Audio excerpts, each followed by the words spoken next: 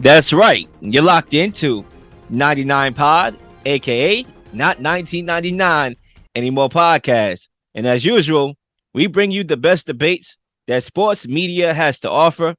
And before we proceed to give you what you need, make sure you like and subscribe to the channel to be notified of any uploaded content that will be coming your way. And man, when I tell you the last video that we dropped talking about Kenny Pickett and the interesting comments he made about study habits, that video right now is doing really well. We're trying to get to 500 in a couple hours. So let's get that to 1K. All right. So spread the word, because me and Zach and everybody that contributes to the show, Zay, we all work hard. We all have personal lives, and, we got to get the money, where we can. And so we juggle. We don't really have to do this, but we do it because we love it. And we do it because we love debating sports and we love talking sports. And this is something me and Zach been doing since the collegiate days. Okay, so definitely like and subscribe and pass on the word. Without further ado, I can tell you what the word for right now is. A lot of stuff has happened today in sports. And me and Zach, we didn't plan on recording today. But with so much things transpiring, we had to get on the mic to give our opinions to y'all. And the NFL trade deadline, we all know it's today. Lots of transactions, lots of selling, lots of buying. We're going to talk about that. And the Brooklyn Nets. Can I say I'm not surprised they're in the media for a bad reason again? They are. They always in the media, and it's not for winning. So we got to talk about them as well. So, Zach, how you doing, bro? Well, what's going on, my guy? Happy to be here as always. And it's crazy. Today was just one of those sports days. We have a few of them that just drop kind of out of nowhere each and every year. But today was one of those days where we were just hit with big news story after big news story after big news story. And it's almost like you don't even have enough time to react to the first news story that's big, because before you could even think and come up with an opinion, the next big news story is already out there. And I feel like that's what happened today with so many moves going down in the NFL trade deadline. We have some NBA news with the Nets we're going to get into as well. And man, there's no place I would rather be than right here on the not 1999 anymore podcast, 99 Pod. Let's get it. Let's get right to it with our first topic, the bombshell that we got this morning. And it kept coming, right? It kept coming this morning, especially in B-Town, a.k.a. Bucktown. That's what I call it. As Ime Udoka is the strong front runner for the Nets head coaching vacancy that is now open after the firing of Steve Nash. Should the Nets trade Kevin Durant and Kyrie Irving next? Now, before we get there, Zach, I do want to get your initial thoughts on the firing of Steve Nash. Yeah, dude. So this was a move that was a long time coming for me. Steve Nash should have never been the head coach of the Brooklyn Nets to begin with. We all remember a few seasons ago, Kevin Durant and Kyrie Irving, they come in, and Kenny Atkinson was still there, who we both agree he was a very good coach based on everything he did with the Nets before those guys got there. And that first year in Brooklyn, Kevin Durant is hurt. He doesn't play the whole season. And Kyrie Irving, he started the season, but he was in and out of the lineup. Then the season shuts down. That was the COVID season, 2020. So the season gets shut down. There's a few months off, and we don't see Irving on the floor again.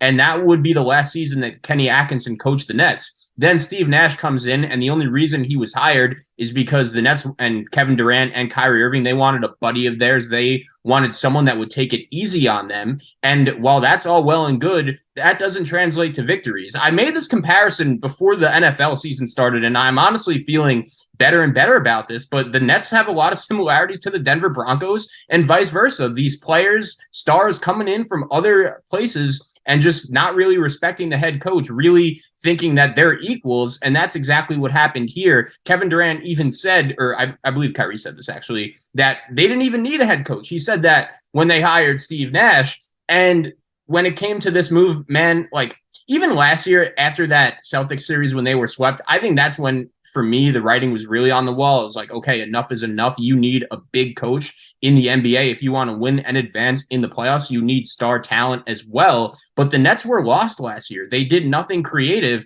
And with all the controversy going on in that organization, we're going to get into it all. I just don't think Steve Nash was the right guy to lead it, just because the only reason why he was brought in there anyway was because he was close with KD. He was close with Kyrie Irving, and that's never going to lead to victories in the NBA when you're just hiring your friends. You need to hire the smartest and best person for the job. So, yeah, I think it was the right move for the Nets to get rid of Steve Nash because he should have never even been hired to begin with.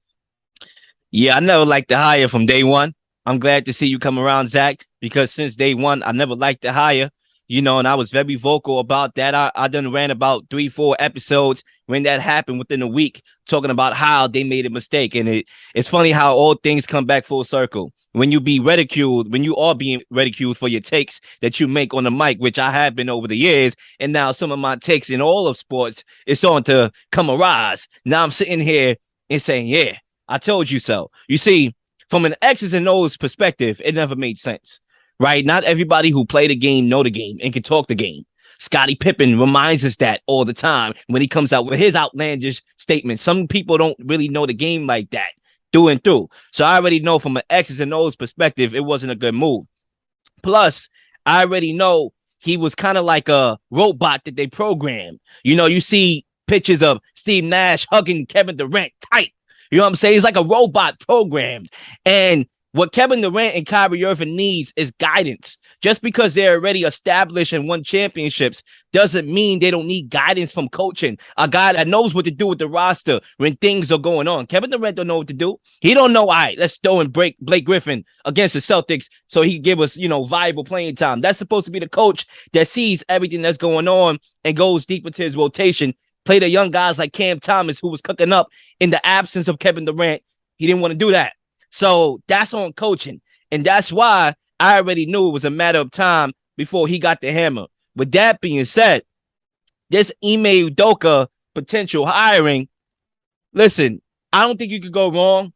Ime, Quinn Snyder, they are both, better options than Stephen Nash, right? They are. But at the same time, if I were, my guy, I keep on forgetting his name, not Josiah, Sean Marks, I would have went the route of Quinn Snyder, with all due respect, because, you are asking a guy in Ime Udoka to come here and hold Kevin Durant and Kyrie Irving accountable, okay, because they need accountability. And look what happened with him on the Celtics. He wasn't accountable. I think that serves us a disaster.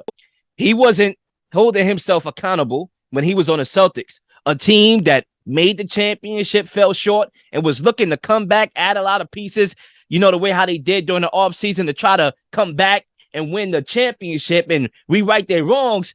He was the biggest issue. Normally, that's the players that tend to mess stuff up, get into off-court, actions that, results in suspension where the team is now suffering. That was Ime. And you expect him to come over here instead of culture? I would have went with Quinn Snyder because I like his hands-on approach. You always watch him. He's always up and down the court. He coaches from the sideline. He knows what he's doing from an X's and O's perspective, and he commands the locker room. That's the guy I would have went with. But either way, you can't go wrong because it's better than Steve Nash. Yeah, so it's interesting because from a pure basketball perspective, it's a good hire for the Nets. Ime Udoka was really impressive in his coaching ability last year, getting the Celtics, a team that has had some tough losses in the playoffs before he got there. He got them really over the hump, and they were only a few wins away from winning a championship in only his first year. But yeah, it's hard for me to think it's a good idea for the Nets to bring in this guy with everything that happened off the floor. And I think the Nets, by doing this, they are going all in. Like, it's been obvious really since the summer when Kevin Durant requested the trade. Kyrie Irving did as well. We thought for a second that both guys could be out the door sooner rather than later. Their owner is tweeting things against them. So it was just a crazy situation.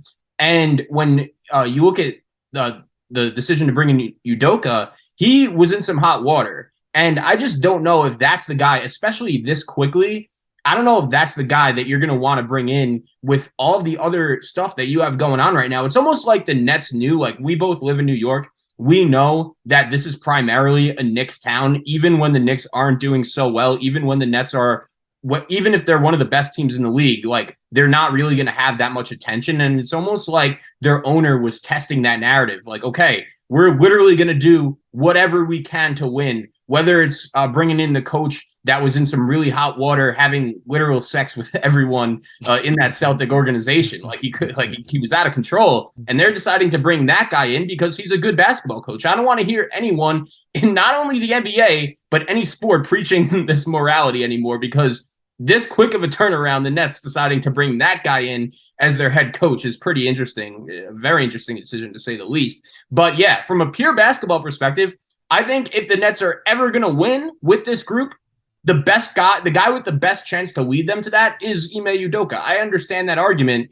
but I just don't know if it's really worth it, considering really ever since Kevin Durant and Kyrie Irving have arrived in Brooklyn, and really this is more towards Kyrie Irving, a little bit towards KD, but not a lot. Like all he's really done is cause trouble. You know, in the last 10 years, he's had 8 head coaches. He's the modern day version of the coach killer, which you can't have in your locker room. It's funny because, how can I word it? Matter of fact, let me take back a take that I was going to say. Now, to kind of transfer us to the question at hand, should the Nets deal Kevin Durant and Kyrie Irving next? I'm not sure if I would be willing to, simply because you already came this far. I don't think Ime Udoka, respectfully, with all due respect, is not indicative of his coaching style. But the way how the Nets is set up, they're not set up right now to win. Now, that's where it gets interesting to me, because do Sean Marks continue to try this Kevin Durant and Kyrie Irving experiment that he's tried out for the last 3 or 4 years that hasn't worked? It's like, they've been invested in the championship for the last 4 years, and everything is something new. And it's like any coach or any player that they bring is not translating, whether it be James Harden, whether it be Steve Nash, right? They needed a guy like Kenny Atkinson. They got the right guy out of there.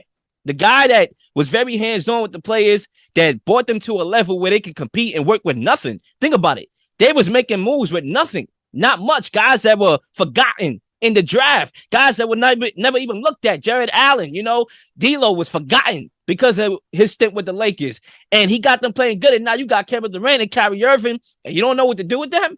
So it's like, I don't know where the Nets go, because with all due respect, when it comes to Kyrie Irving, I think he's on his way out the league. And it's not my politics.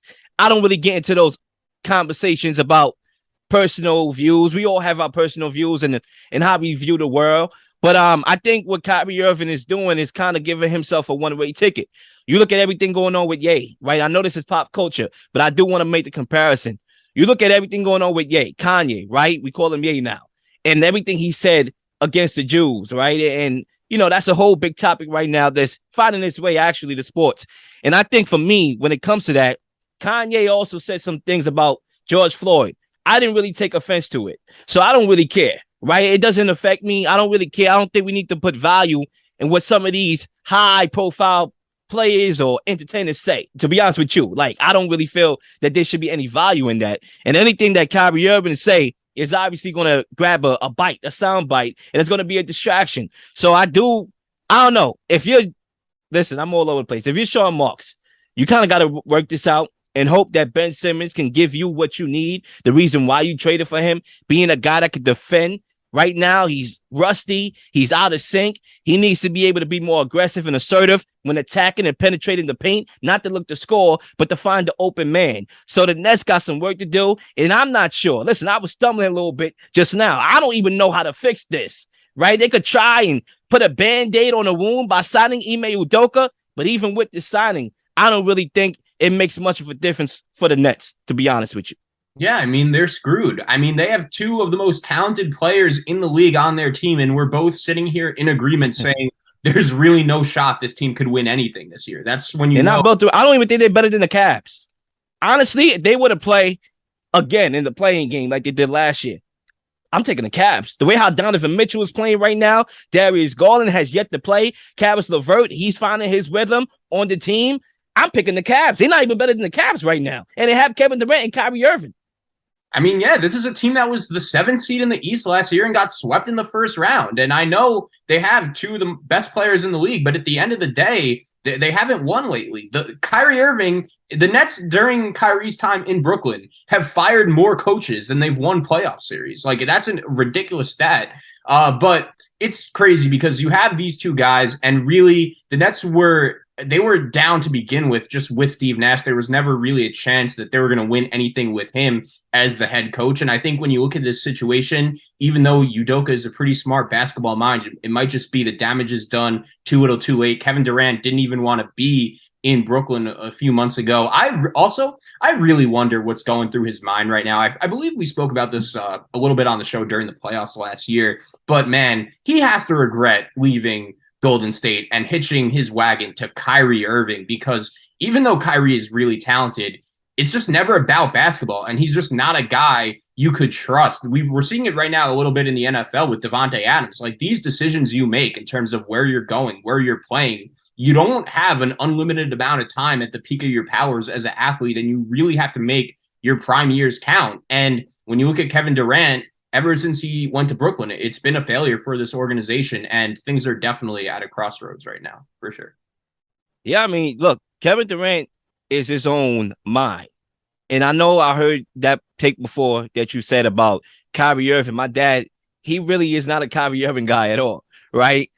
I probably have the best chance of defending Kyrie Irving. But my dad, him and Kyrie Irving my dad is like, yeah, that's what you get for listening to Kyrie Irving being in your ear. Kevin Durant is his own mind. Okay. And I think that situation, not to get into that aspect of things, but I think that situation, verbal altercation with Draymond Green, opened the opportunity for Kyrie Irving to recruit Kevin Durant over there. And that's what happens when you run your trap and you don't know how to act and contain your emotions, Draymond. I think that was the outlet right there for Kyrie Irving to say, look, we could do this by ourselves. Let's go over to Brooklyn. But at the end of the day, just like how the devil, if you believe in biblical thinking, offered Judas a bunch of gold to betray Jesus, he did it. You know what I'm saying? He the one that did it. So at the end of the day, you're your own man. You make your own decisions. His decision was to go over to the Brooklyn Nets, try to do something. Pretty sure the media saying that, what he did was a bus rider, on Golden State had something to do with that too. When everybody's pumping that narrative, which is a true narrative, hey, what has he accomplished on his own? Nothing before and after Golden State. So at the end of the day, and I'm going to end here with my take, I think if you're Ime Udoka, maybe there's hope in the sense that you got the Celtics playing team basketball. There were a lot of ISO movements on that team as well. You saw Jason Tatum becoming more of a playmaker. You saw Jaylen Brown a little bit. His playmaking skills in the playoffs started to develop. Maybe you can take Kyrie Irving's game and Kevin Durant's game to another level. And if you're Kyrie Irving, I want to see Kyrie Irving develop more into a playmaker for others. He had these highlights where he's making great assists, but he doesn't do it that much. When I look at Kyrie Irving, all they doing is looking to score. Kevin Durant score. And when they have an off shooting night, they don't win. I noticed that with the Nets. If Kevin Durant and Kyrie Irving is having a bad day, they lose. If they're having a great day, they may win or they may lose a shootout because they play no defense. They have to play better team basketball on both sides of the ball if they want to contend for a championship.